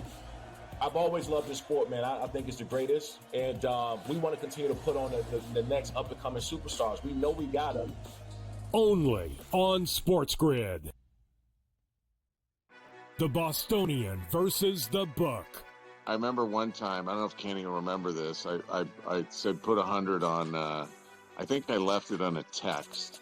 Put 100 on this horse that won, and then Kenny called me back later and goes, hey, I never got the text. And Oh, I'm like, no.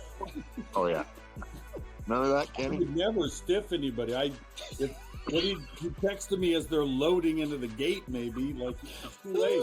The Bostonian versus the Book. It's a new era in CFB to start off this year, put on full display. My take on this game is simple. I know some people will be upset about it. Good riddance to the Pac-12. Can you do it in terms of the week to week to week? I don't see a pathway for this team to miss the college football playoffs. We want to make sure you have those best bets in the entirety of our betting cards. That was thinking! But he had that program was already going there! Only on SportsGrid.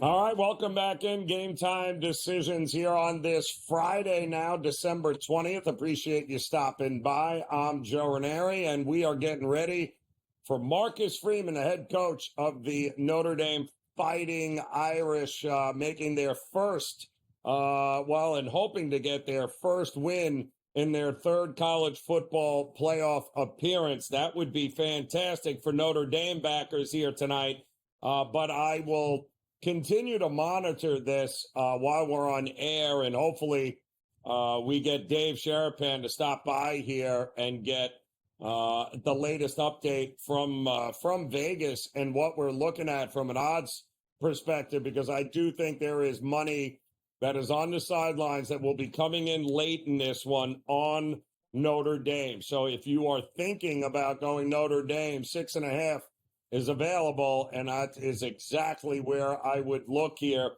A lot of people were betting the over. This was up to 52.5. We're starting to see the under money continue to come in down to 50.5 right now. I think that is going to be interesting. Keep an eye on that one.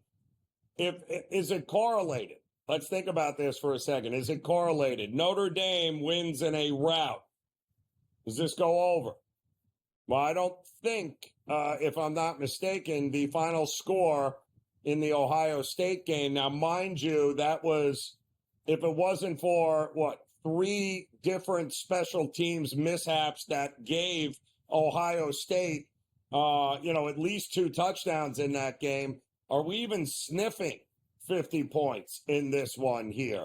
A lot of this is going to depend on whether Cignetti and Indiana can eliminate the mistakes you're going to play special teams.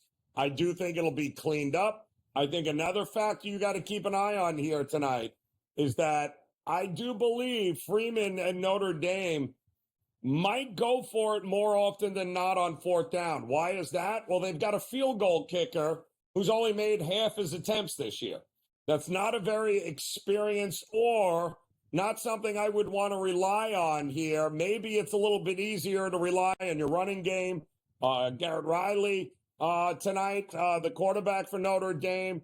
I don't know that we're going to see as many three-point field goal attempts as we might see going for it on fourth down. Keep the chains moving. Both of these teams, by the way, top 5 or top 10 in college football this year in red zone converting to touchdowns. They get inside the 20-yard line. These two teams know how to get it in the end zone. 7 is more than 3, at least. That's what I've heard. What in the world? I'm wondering, though, if I was Dave Sherapan, would I be looking more forward to what might be under the Christmas tree in a couple of days, or a Penn State victory? And I think all of that depends on what's under Dave's hat right now. Yes, Dave, is that a Penn State victory under that hat there? I don't know, Joe. This is a big hat. This is one of those that hats. That is a large hat. It's a big hat. This is really high. Yes. I mean, it barely fits in the shot. Preston doing a good job making sure it gets in the whole shot. Well, it's all I don't that know. hair you have, too. I mean, you need a large... hair. No, it's keeping my head warm, actually. Thank you. Sorry. If we were in Penn State, we need 2 of these because it's freezing up there. It's going to be cold. SMU is going to be cold, Joe. Their average, I just did a show in Philadelphia, New Jersey. They just told me the average temperature, Josh Henning does great work down there on ESPN Radio, said that the average temperature for the SMU football games this year was 74 degrees. Oh, you know what's going to be tomorrow? 26 at kickoff. Coming into Happy Valley, they're going to be freezing. I hope that slows down the offense. I don't think it's going to slow down Penn State's offense. I think Penn State's going to be able to run the ball, Joe.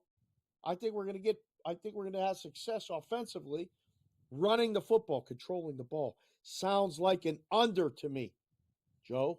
That's what I'm hoping for tonight is Notre Dame and Indiana, and we're under the 7. I mean, this number moved today because the field is clean, just like your outfit tonight, Joe.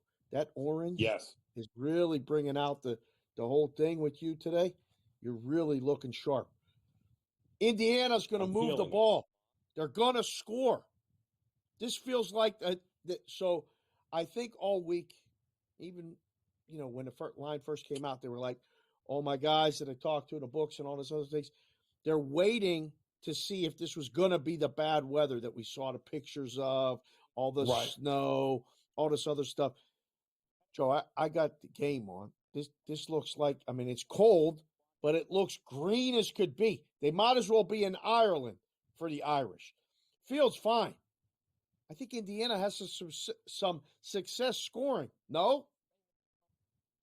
Well, I still think there's a lot of Notre Dame money on the side, Dave. I really do. They're on the sidelines. I think the Notre Dame money is going to come rolling in.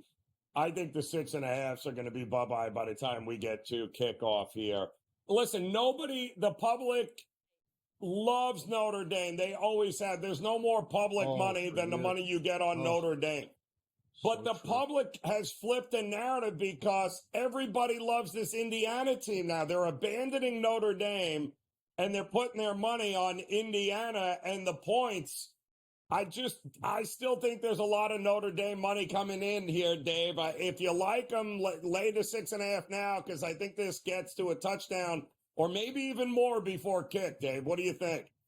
I don't know, Joe. We only got 30 minutes. I mean, we're going to have to invite people that want to do this to the books. If we're booking a game, we got to send out a bat signal. We might have to go to 6 to get somebody to come in and lay it. I don't know. There's a lot of games. It goes the other way? No. I'm looking at now. It's painted 7. So it's Seven. it's done. Yeah, and like There it is. on the screen. So it's 7. There's some even monies on the 7, and there's a couple minus 05s or 7 flats. So we're done with 6.5. I mean that lasted. They got exactly the bets that they wanted on that. Now we just sit at 7. Game kicks off in 30 minutes. The crew will have the game. Me and Wetzel are off tonight, so I'll be watching it.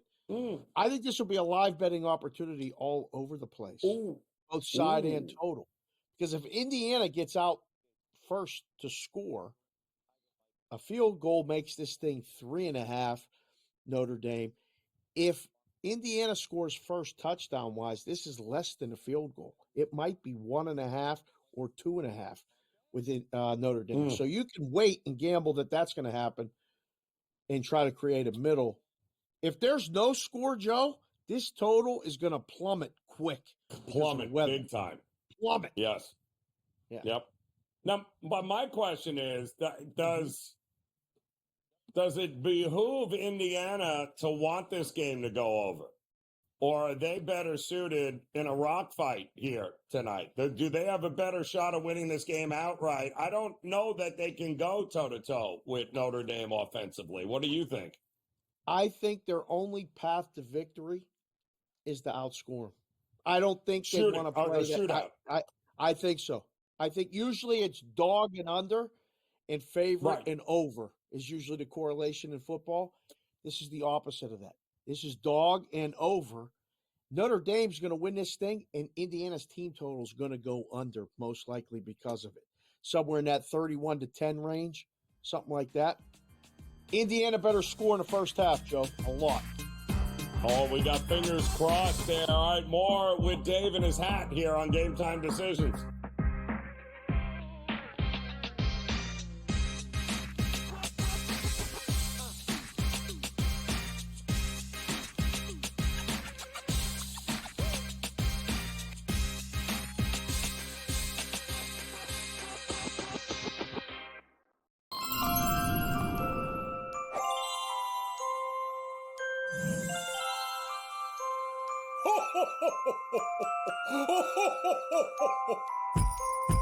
On, Donner and Blitzen.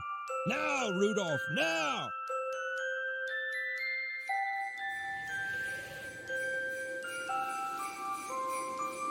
Merry Christmas to all!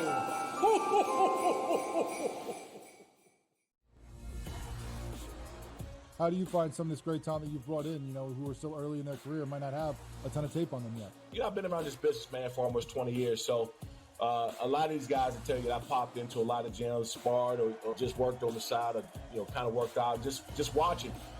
I've always loved this sport, man. I think it's the greatest. And we want to continue to put on the next up-and-coming superstars. We know we got them.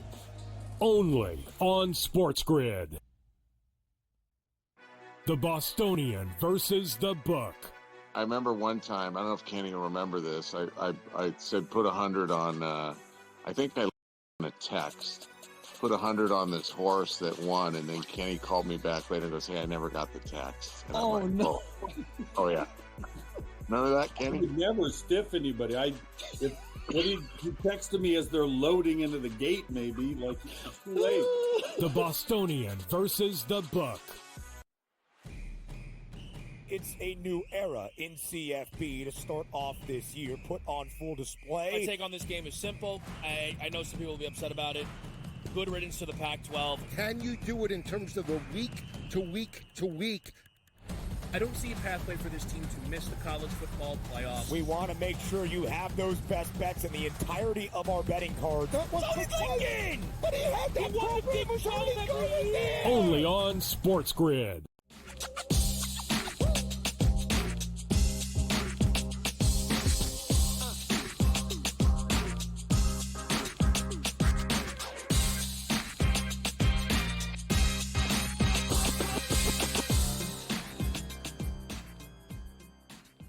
All right, welcome back in Game Time Decisions here on this Friday as we're getting ready for some college football playoff action.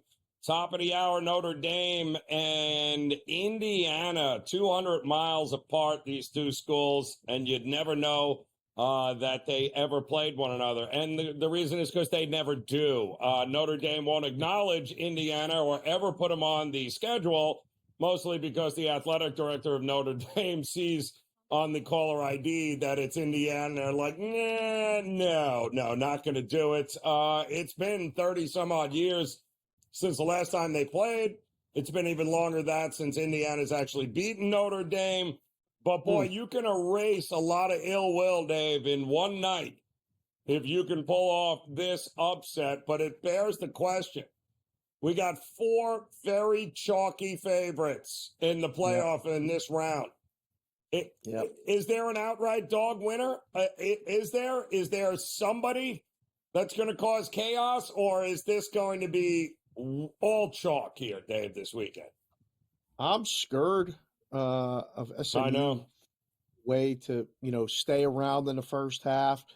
I mean, against Penn State in the first half has been money. Yep. Give this team a one-time shot and, not being familiar with them at all. I don't want to say that SMU is going to Penn State to win because I don't think it's going to happen, but I'm scared. Nobody's giving Clemson a shot at going to the Texas and winning. Nobody is talking about that being even a possibility. They're the least bet game and the least bet dog. The one everybody, I think, is giving the most shot to, both in the content space and in the books and all this stuff, when because the number has got to that number and it's sat there now, is Tennessee at Ohio State. Yep. Tennessee going to being the SEC team. And, there's a lot of people that want to see the SEC represent, and they're betting them as such. Tennessee plus the points, Tennessee money line. I mean, I don't want to say yet that they're a public dog, Joe, but my goodness, they feel like a public dog. They really do. To me, I'm a Big Ten guy. I went to Penn State. I like to defend the Big Ten. If I had to pick one, I think it's Indiana. I really do. I've seen Notre Dame lose a home game to what's perceived to be an inferior opponent. It was a long time ago, but the Illinois game is still here. As a number guide, as an odds maker, as a football fan, and all this other stuff that we all are, I remember the good wins. There weren't that many of them, as far as quality teams. I remember the losses too. The losses count for something. And are they the same team? No one is. I mean, you're only as good as your last game. But I don't know.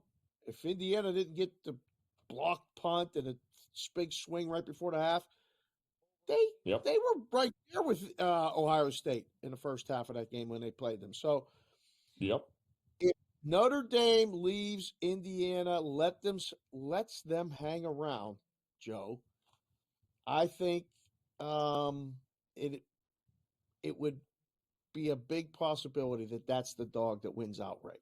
Only one is winning, Joe. I think. Right. That's yes.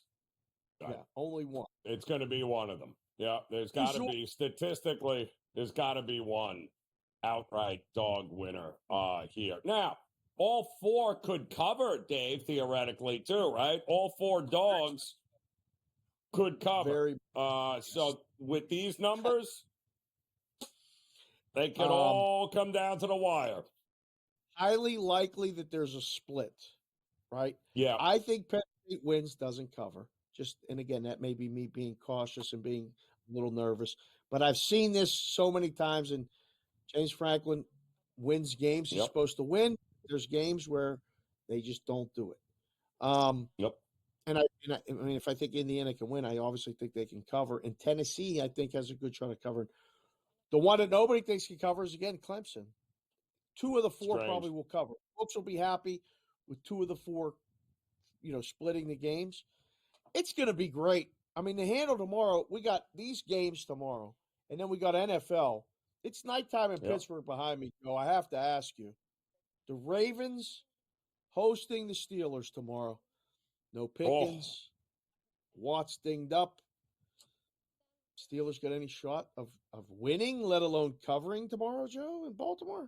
They always do, don't they? I mean, they own the Steelers. It's just a fact. Tomlin lives rent-free there in Harbaugh's head. They always figure out a way In fact, the first time they played this year, it was the worst statistical game of Lamar this season. Yes. They got him talking to himself. So, yeah, the Steelers always have a shot against the Ravens. That's just the way it is. And the underdog has always been the most profitable bet to make in this series over the years between these two head coaches. 6.5 feels excessive, but so does 45, 44.5 as a total. I don't know how we're getting to that either. And temperature wise, the wind, it looks like it should all be tame, but neither team is going to be able to stretch the field. So we're going to be talking about Derrick Henry versus Najee and, which defense can get what. I will say this, the Ravens defense been much better over the last month than they were. They are doing a much better job. I don't see this being a blowout either way, even though it's priced that way. And why in the world is Mahomes playing tomorrow, Dave? Why? Why would you play him tomorrow? I think, one, he's a football player and wants to play. You remember being an athlete. Of course. Did you want to get Not in there him, and you want to though. play? Andy Reid, why are you letting him play? Because if they win, right, they get the 1 seed with one more win, they kind of lock it up. So if we can get the win first against Houston at home, maybe the game he sits is the Christmas Day game against the Steelers. Not really important. And then if we need to, we can win the last game. He'll have an extended rest to then play the last game if they need to. Otherwise, things could happen. There could be upsets. He don't have to play the second to last game. He don't have to play the last game. Now we can get a bye. The bye is most important, Joe. You got to play to get a bye. But at what cost? At what cost? That's a big one out. We'll close it out next year on GTD.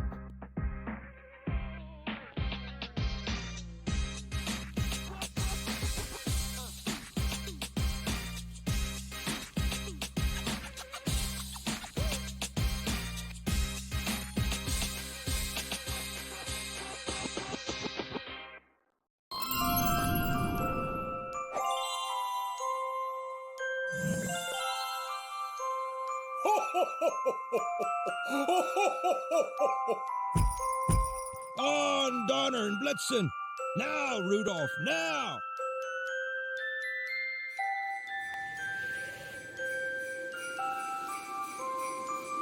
Merry Christmas to all!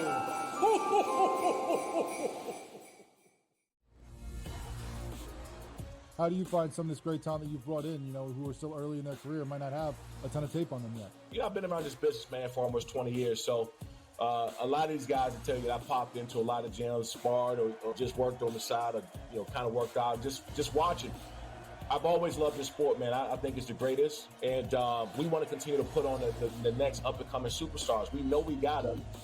Only on SportsGrid. The Bostonian versus the Book.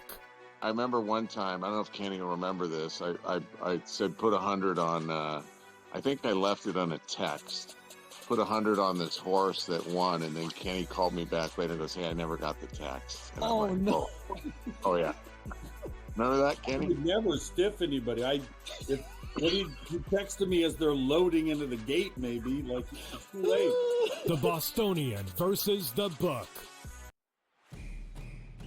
It's a new era in CFB to start off this year, put on full display. My take on this game is simple. I know some people will be upset about it. Good riddance to the Pac-12. Can you do it in terms of the week to week to week? I don't see a pathway for this team to miss the college football playoffs. We want to make sure you have those best bets in the entirety of our betting cards. That was thinking! But he had that program was already going there! Only on SportsGrid.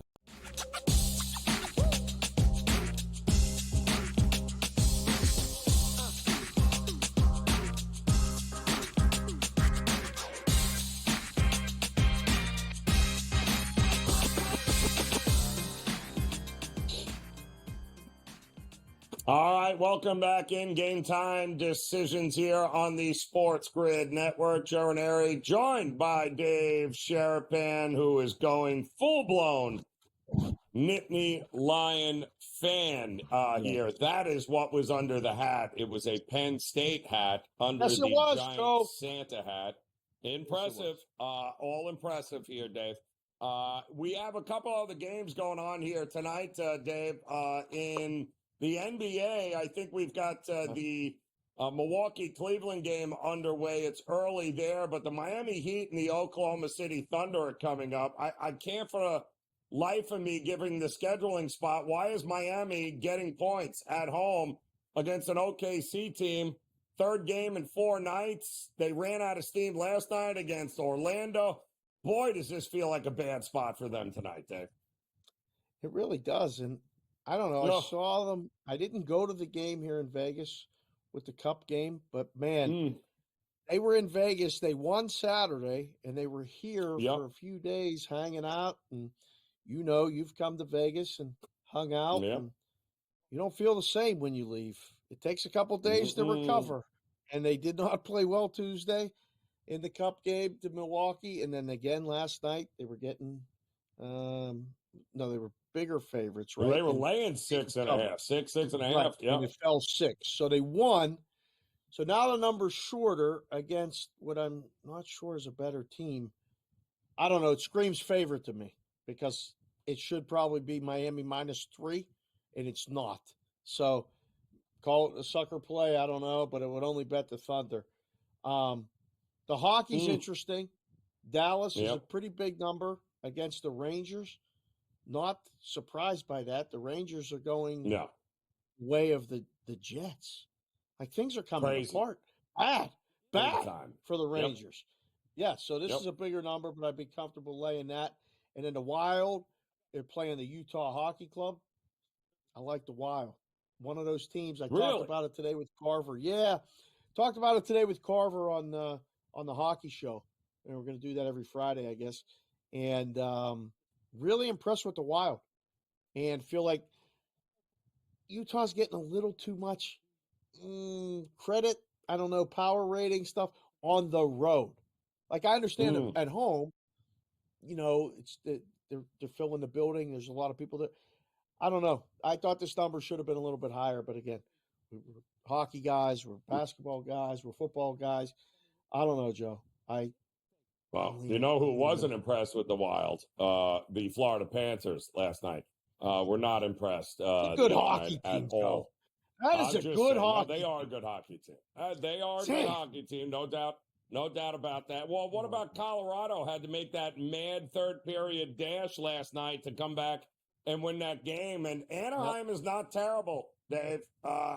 Is it worth a sprinkle here? Yeah, plus a goal and a half. I mean, you could take plus a goal and a half plus money.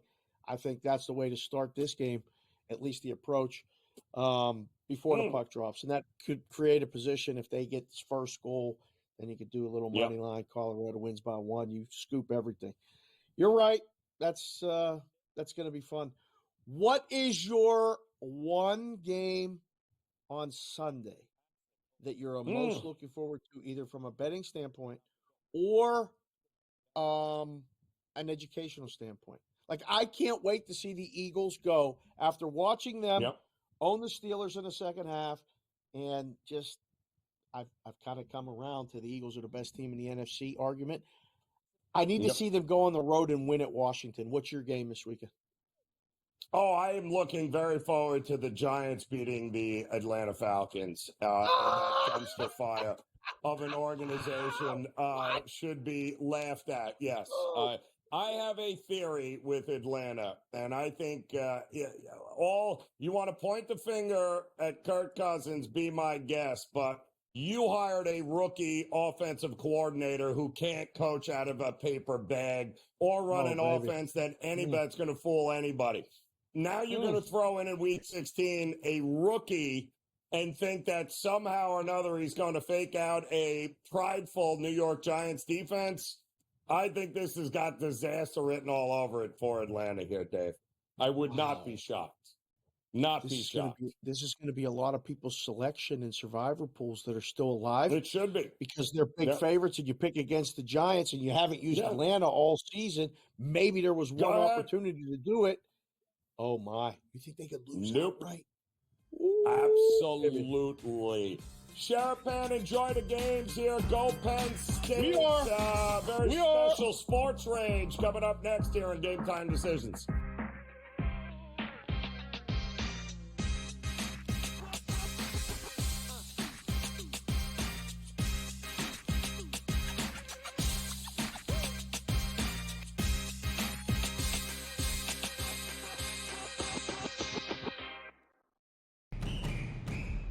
I'm actually not even on a side today. Yeah.